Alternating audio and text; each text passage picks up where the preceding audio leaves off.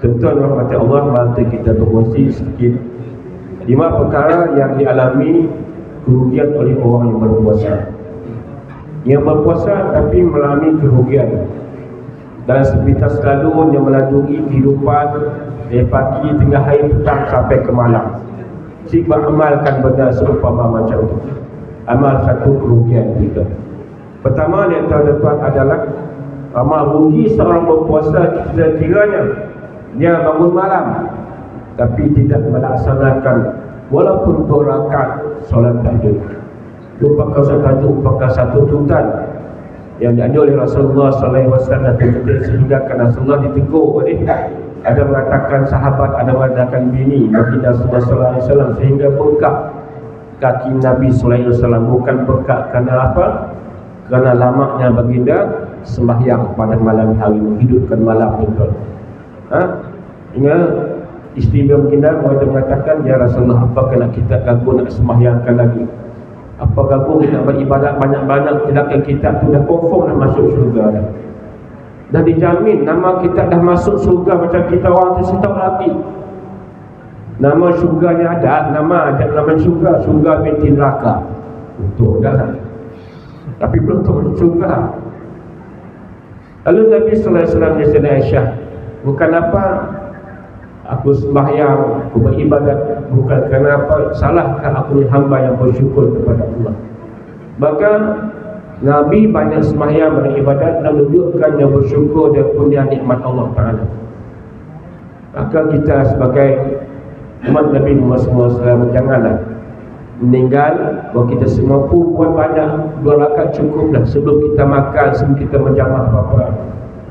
Buatlah 2 rakaat sembahyang tahajud, tuan-tuan. Bukan yang ringan bagi orang yang beriman, cukup ringan dan mudah bagi orang beriman kepada Allah Ta'ala, tetapi cukup payah dan perit bagi orang yang fasik atau munafik.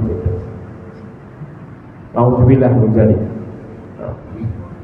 Yang kedua, tuan-tuan yang dirahmati Allah Ta'ala, satu kerugian dialami oleh berpuasa adalah meninggalkan Ramadan di Ramadan tidak bersedekah. Bersedekah semestinya duit, ikut kemampuan kita. Kadang makanan kita sedekah untuk membuka puasa, kadang-kadang lagi tenaga kita buatlah sedekah lebih lagi. Duitkan sedikit cukup dah, dapat banyak sedikit cukup. Sekarang itu ada isu pada masa itu dalam YouTube, nak orang jemaah masjid di JKP masjid mengumpul duit untuk buat tahlil, kadang-kadang nak ada isu benda itu.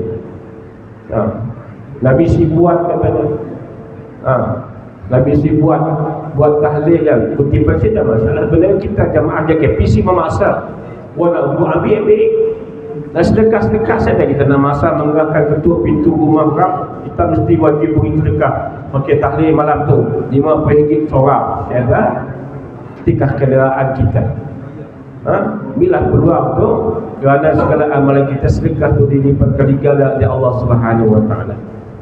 Istiqomah pagi RM1, malam tu RM1. Malam tahu kita di Allah kita berjumpa dengan malam Lailatul Qadar, RM1 kita derma sumbang tadi sama dengan RM30,000.